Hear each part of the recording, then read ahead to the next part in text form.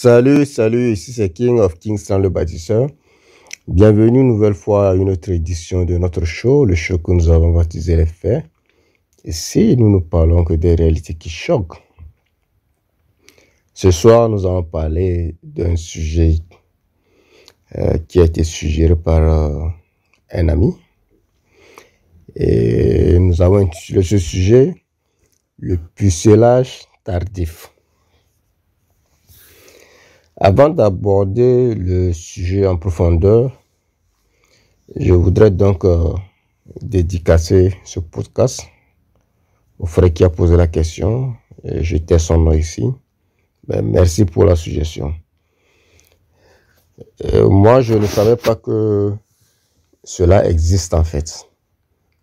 Et je ne savais même pas que c'était aussi populaire jusqu'à ce que je décide de voir de quoi il s'agit. Et les choses que j'ai trouvées ne m'ont pas choqué, mais plutôt m'ont laissé perplexe. Ce que l'on se pose comme question, c'est qu'est-ce qui peut pousser un homme à rester puceau jusqu'à un âge avancé? Ça, c'est ma première question que je me suis posée. Et j'ai trouvé quelques causes. J'ai vu que les causes sont multiples, apparemment. Moi, tout de suite, quand j'ai entendu parler de ça, j'ai tout de suite pensé au problème de confiance en soi, comme étant la raison. Même si je n'avais pas totalement tort, il faut noter qu'il y a bien d'autres raisons à cela. Donc, on va donc d'abord parler de ces causes et ensuite voir comment l'on peut s'en débarrasser. Donc, comme je disais, pour moi, la raison ou bien la cause numéro 1 qui peut entraîner un homme à rester tardif et puceau jusqu'à un âge avancé, c'est d'abord le manque de confiance en soi. Et la confiance en soi est une arme très puissante quand il s'agit de traiter avec les femmes ou avec le monde en général. On ne naît pas avec la confiance en soi, mais notre nature et notre environnement vont contribuer à la forger. Notre nature, parce que cela dépendra de notre mentalité, ou un peu. Et notre environnement, parce que cela dépendra de comment les gens nous regardent ou nous jugent. Donc, je peux donner un exemple rapidement par rapport à ce que je suis en train d'expliquer concernant l'environnement. En Afrique, par exemple, la façon dont les enfants sont éduqués, ou bien du moins l'Afrique ancienne, la façon dont les enfants sont éduqués fait qu'ils acquièrent une confiance en soi inébranlable dès l'enfance. Ou un peu. C'est ce qui fait d'ailleurs leur swag.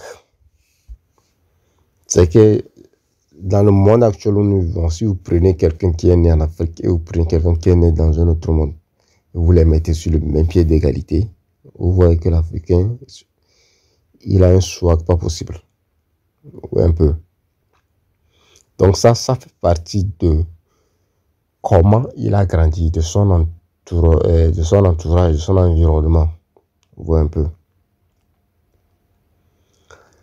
Mais en Occident, ou aux USA, on remarque que les gens sont très tôt marginalisés parce que tout le monde essaie de suivre des modèles de vie bien tracés par quelqu'un d'autre selon ses humeurs. Donc, dans l'incapacité de satisfaire ces modèles, l'on très tôt perd sa confiance en soi et a du mal à se retrouver. Et a du mal à retrouver cette confiance en soi. Un peu. Ainsi, face aux filles, il commence par se poser trop de questions. Va-t-elle m'aimer? Va-t-elle m'apprécier? Suis-je à la hauteur? Ouais, un peu. Tellement de questions dans sa tête qu'à la fin, il préfère juste s'abstenir, par peur de voir son ego être heurté. C'est normal. Quand vous approchez une femme, c'est un risque. Donc, le résultat peut être positif ou négatif. Ouais, un peu. Et donc, malheureusement, la plupart du temps, c'est que vous allez échouer beaucoup avant de gagner avec les femmes. Et c'est comme ça, il n'y a pas de problème à ça. Ouais, un peu. Mais il y a d'autres personnes, le fait d'être rejeté une fois ou bien deux fois heurte gravement leur ego. Ouais, un peu. Donc ça fait qu'ils perdent leur confiance en soi. Un peu. Donc je crois donc que la première raison, c'est la confiance en soi. La deuxième cause, nous avons nommé ça le pucelage involontaire dû au physique, c'est-à-dire la nature. Ouais, un peu. Pourquoi le pucelage involontaire? Cette deuxième raison aussi a un petit rapport avec la confiance en soi, mais beaucoup plus avec le physique de l'homme.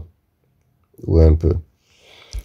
Parce que dans le premier cas de confiance en soi, la personne n'a aucun problème physique. Tout se passe dans sa tête. Mais la deuxième forme de confiance en soi, qui est liée à la nature de l'homme en question, est liée à sa physique. Il y a son physique, c'est ça, non? Donc, l'homme qui malheureusement a un physique laid a beaucoup de problèmes avec les femmes. Oui, un peu. Malheureusement, la nature ne gâte pas tout le monde. Elle accorde à certains un beau physique et à d'autres un physique ingrat. C'est comme ça, il n'y a rien à faire. Ainsi, certains hommes sont très petits et laids à la fois. D'autres aussi sont gros et laids à la fois. Et si elle veut trop les punir, en plus de tout ça, elle peut ajouter la pauvreté à leur vie. Et c'est fini. Ça, c'est la totale. Un peu. Pour ce genre d'homme, voir le caleçon d'une fille est quasi impossible, tout simplement à cause des attentes des femmes. Et comme ils ont aussi malheureusement été dressés, comme tous les hommes, par les méthodes de dressage de la femme, ils refusent de visiter les aspects professionnels et attendent, comment l'appelle-t-on, qu'une femme les apprécie avant de faire l'amour. Ouais, un peu. Monsieur, l'amour est interdit pour vous. L'amour a un coût dans le monde de la femme. Il n'est pas gratuit. Et son coût, c'est le physique et l'argent. C'est ça. Ouais, un peu. Si un monsieur se retrouve donc puceau jusqu'à un âge avancé de façon involontaire, c'est pas quelque chose qu'ils ont souhaité, mais c'est arrivé à cause de leur nature.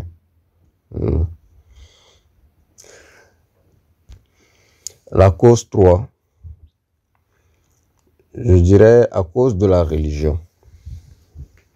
Il y a beaucoup d'hommes qui sont encore puceaux à cause de leurs croyances religieuses. Moi, personnellement, je ne crois pas à ces conneries où il faut attendre le mariage avant d'avoir le sexe, tout simplement parce que c'est stupide et ça n'a aucun sens. Ou un peu. Si déjà le mariage est un business, il faut avoir de l'argent pour le faire. Les gens qui n'ont pas d'argent ne font pas du business. Ils travaillent pour ceux qui font le business. C'est comme ça. Donc, ça veut dire que si vous n'avez pas l'argent, vous ne pouvez pas faire le business du mariage.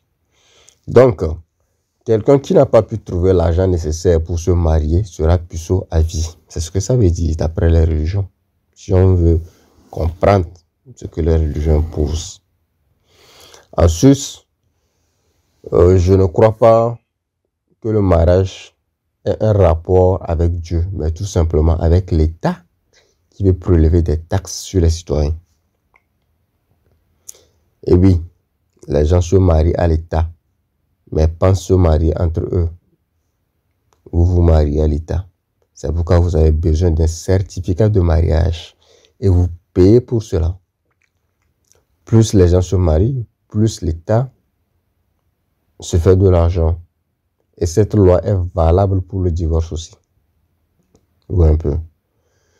Je ne vois pas pourquoi Dieu crée les humains, les bourres d'hormones, les programmes à réagir quand il voit des paires de seins ou bien une femme à moitié nue. Et ensuite, le même Dieu va les dire, et les hommes, si vous voulez toucher cette paire de seins-là, appelez un guignol qui est mon représentant sur terre. Ici, je parle, j'appelle guignol ici les hommes de Dieu qui vont venir bénir les mariages. Oui, un peu. Et donc, Dieu dira, appelez un guignol qui est mon représentant sur terre. Il va vous unir en lisant quelques versets et va vous dire à la fin, vous pouvez embrasser la mariée. Je ne vois pas que ça n'a aucun sens, tout ça là. Dieu n'a rien à voir avec le mariage. Faites-vous plaisir. Je sais que les gens me diront que sans le mariage, le sexe est un péché. Si le sexe est un péché, alors c'est que Dieu est un tyran. Il ne peut pas mettre des envies sexuelles aux gens et les interdire de se mettre à l'aise jusqu'à ce qu'ils s'unissent par je ne sais quelle loi. Il a mis la fin en l'homme et la fin est juste comme une envie sexuelle. Vous mangez quand vous avez faim, alors vous devez aussi avoir des rapports quand vous en avez envie. Ou un peu. Je ne vois pas pourquoi vous vous privez de sexe. Au nom d'une religion qui date seulement de quelques siècles.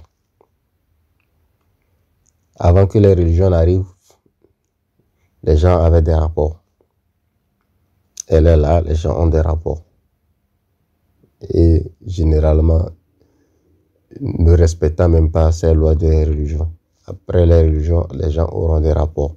Tout simplement parce que avoir les rapports, c'est pour ça que nous sommes ici sur Terre. Et les gens ne vont pas comprendre ce que je suis en train de dire. Nous sommes ici pour avoir des rapports sexuels. C'est ça qui fait tourner l'économie.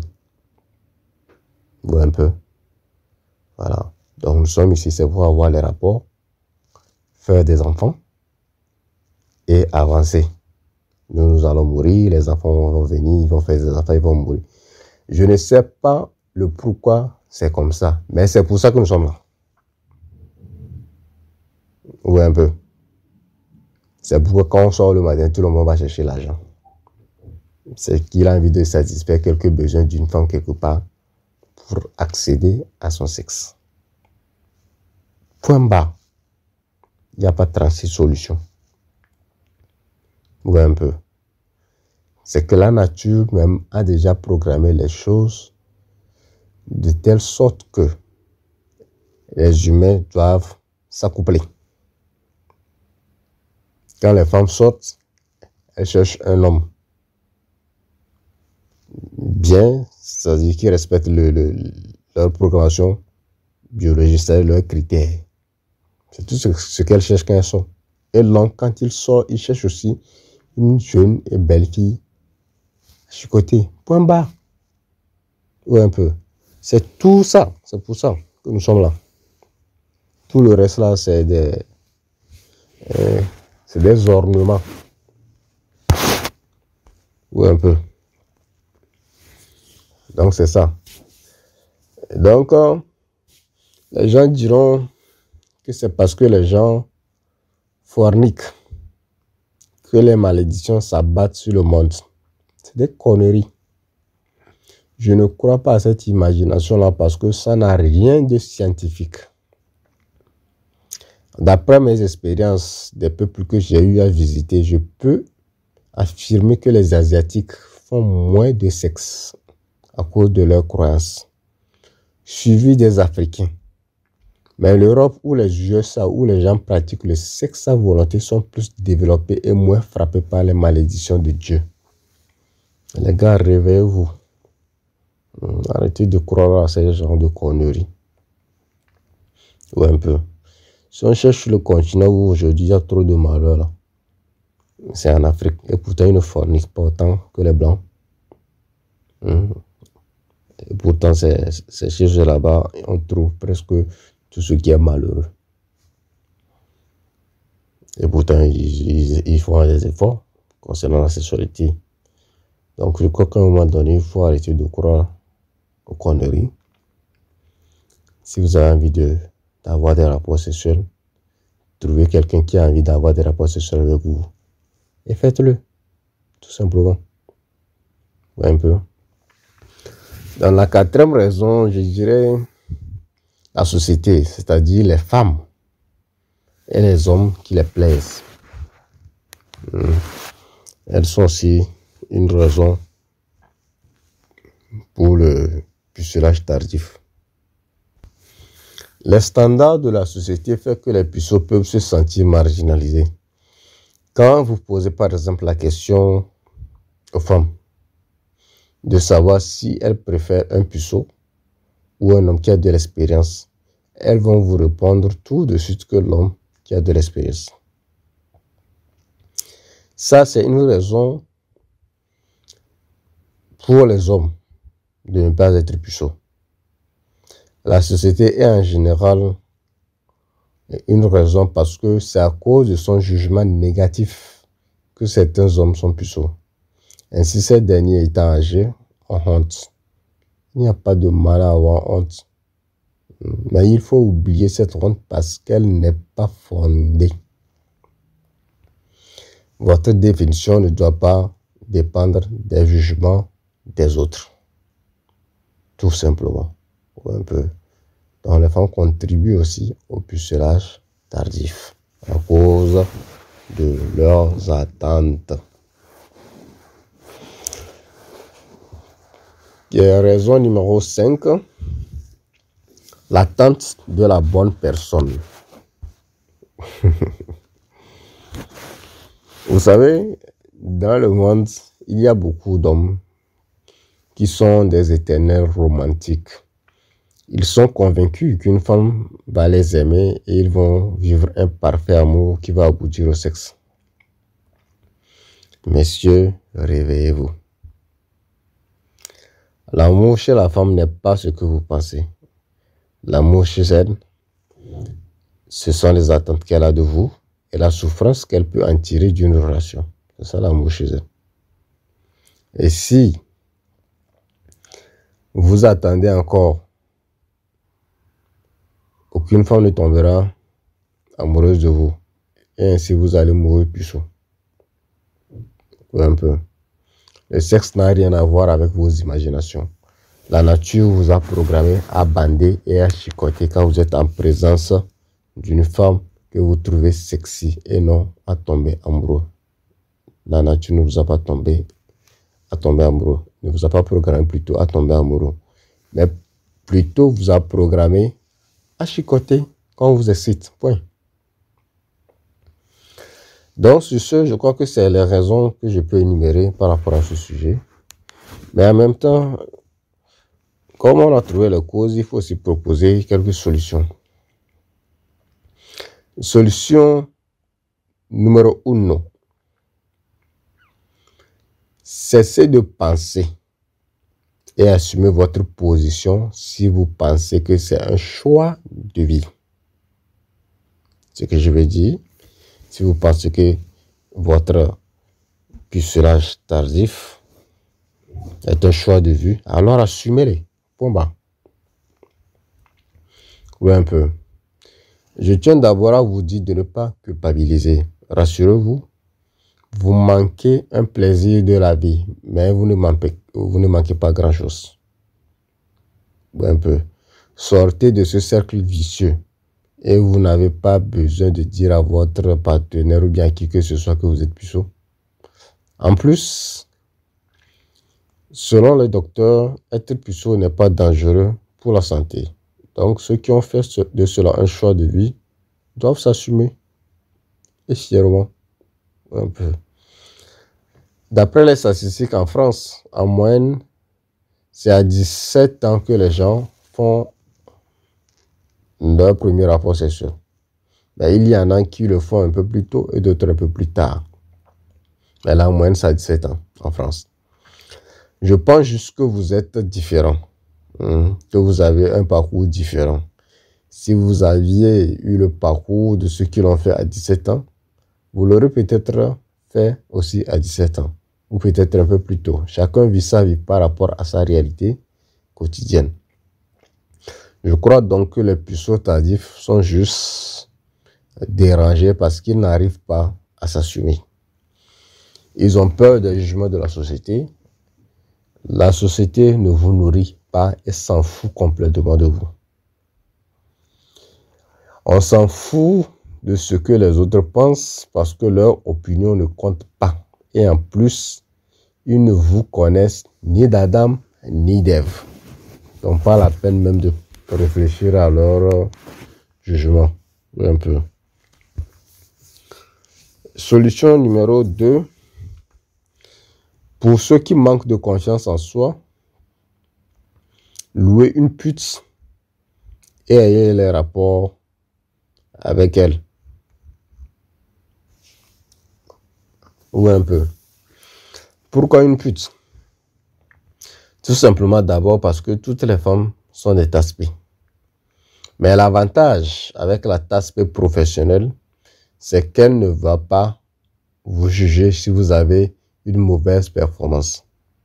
Elle est là pour son argent, elle accomplit son job et elle disparaît. Et si vous assurez, vous allez alors prendre de la confiance et affronter la tasse-pée non professionnelle ou ordinaire. De toutes les façons, quand ça va aller mal, il n'y a que vous qui le savez. Donc, ça passe crème.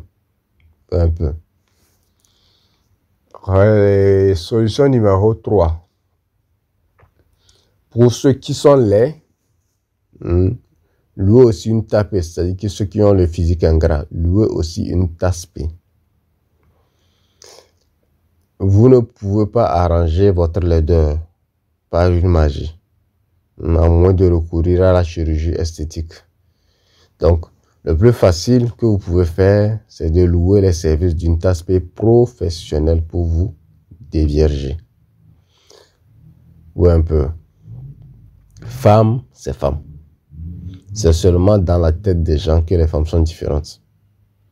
Le sexe est comme n'importe quoi au fur et à mesure qu'on le pratique. On devient meilleur et professionnel. Donc, avec les tasse-pées professionnelles, vous allez vous entraîner, avoir de la maîtrise et gagner en confiance. La seule chose qu'il faut retenir, c'est que toutes les femmes sont les mêmes, c'est-à-dire des tasse-pées avec des modes de fonctionnement différents. Donc, utilisez les tasse-pées professionnelles pour vous mettre à niveau et aller jouer le match avec les tasse-pées ordinaires. Ou un peu. Solution numéro 4. Pour les religieux. Sérieusement, pour les religieux, ce sera difficile parce qu'ils sont convaincus qu'en faisant les rapports sexuels, ils font un péché. À eux, la seule chose que je peux poser, que je pose comme question, c'est que comment un bout de papier délivré par l'État ou quelques paroles prononcées par un supposé homme de Dieu peut vous sortir du supposé péché. Un peu. Baiser les frères. Baiser. Le sexe est bon. Il est très bon pour la santé d'après les scientifiques. Plus vous baisez, plus vous serez relax et réfléchirez mieux. Ou un peu. Donc chaque fois que vous avez l'occasion, n'hésitez pas. Foncez.